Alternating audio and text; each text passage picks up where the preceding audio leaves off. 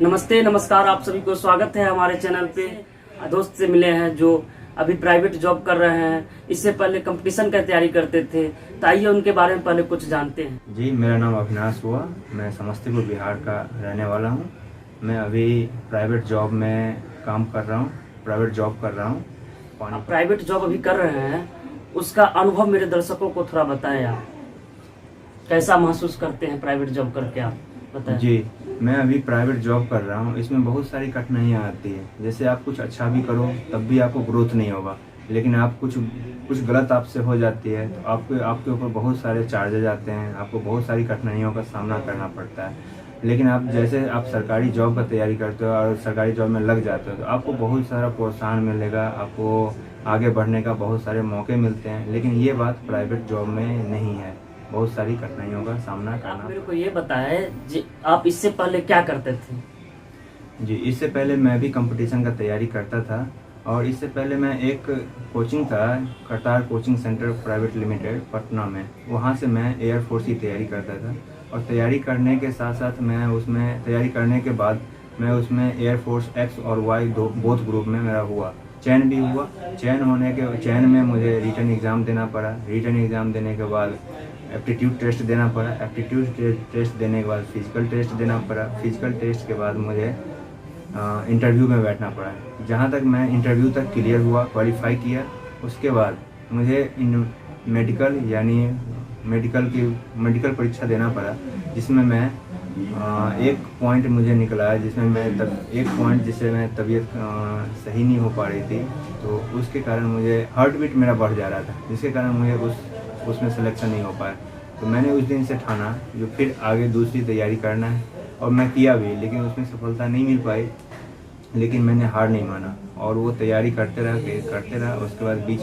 उसके बाद मैंने पटना यूनिवर्सिटी से भी एक कोर्स किया सेफ्टी मैनेजमेंट का, जिसके बदौलत मैं अभी सेफ्टी ऑफिसर के तौर पर दर्शकों को ये बताएं, आप एयरफोर्स क्वालिफाई किए हैं, तो इसका रिटन का तैयारी आप कैसे किए हैं, जरा ये बताएं मेरे को।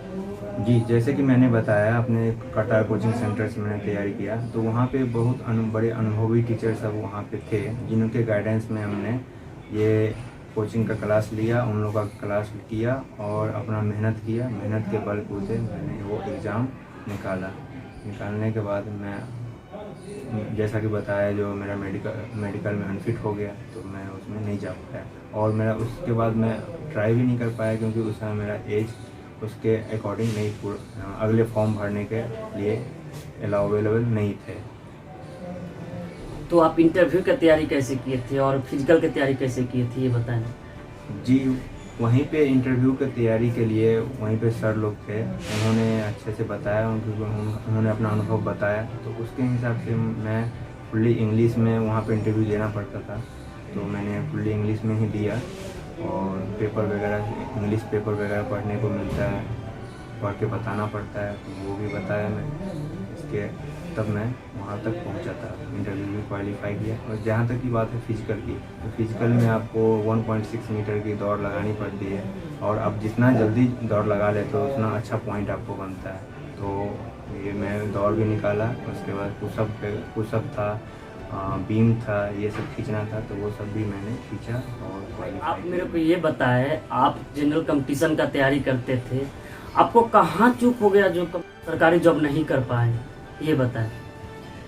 जी हाँ, मेरे में चूक हुई। मैं उतना अपना 100% वहाँ पे नहीं दे पाया, इधर उधर में रह गया थोड़ा। मेरे में ये, मैं समझ रहा हूँ कि मेरी गलती थी, अब मुझे समझ में आ रहा है कि मैंने गलती किया, अपने पढ़ाई पे 100% नहीं दे पाया, जिसके कारण मैं सरकारी जॉब में सफलता नहीं पा सका।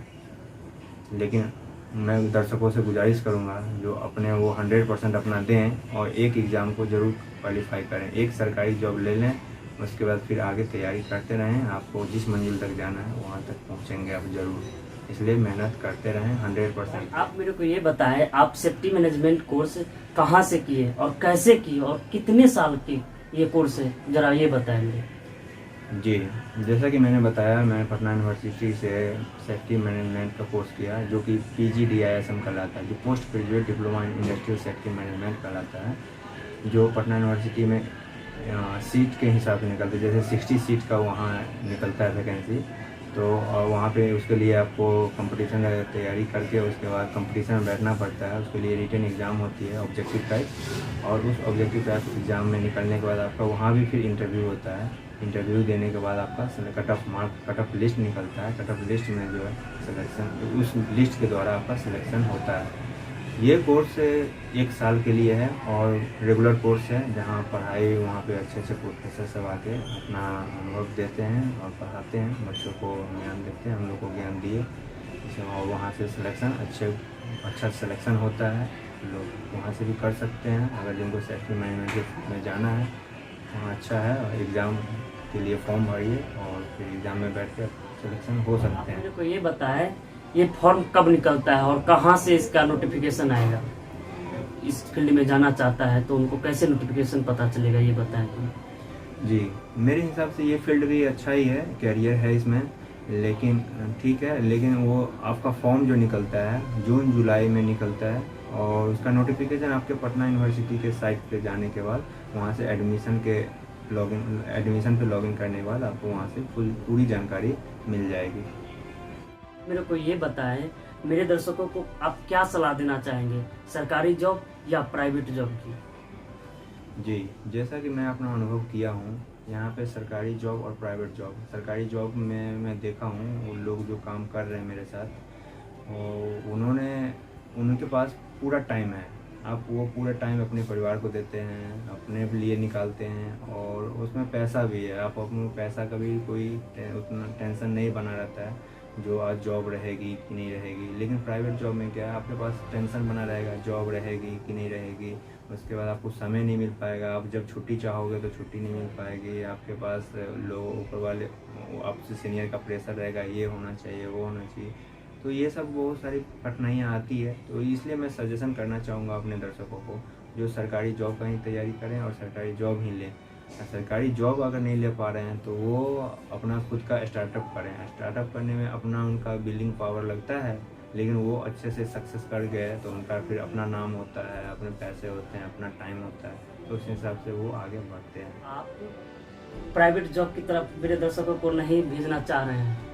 जी, ये मैं भी अपना अनुभव किया हूँ, और आप अपने और भी साथी से पूछ सकते हैं, वो भी यही आपको सजेशन देंगे। जो प्राइवेट जॉब सही नहीं है, आप सरकारी जॉब करो, नहीं तो अपना बिजनेस। आपको बहुत बहुत धन्यवाद जो आप अपना कीमती समय मेरे को दिए और अच्छा ज्ञान से आप मेरे दर्शकों को कुछ प्रभावित किए। इसके लिए मैं आपको बहुत बहुत धन्यवाद देता हूँ। धन्यवाद। अगर ये इंटरव्यू सेशन आप लोग को अच्छा लगे तो इस वीडियो को ज़्यादा से ज़्यादा अप्रिशिएट कीजिए और ज़्यादा से ज़्यादा लोग तक पहुँचाइए।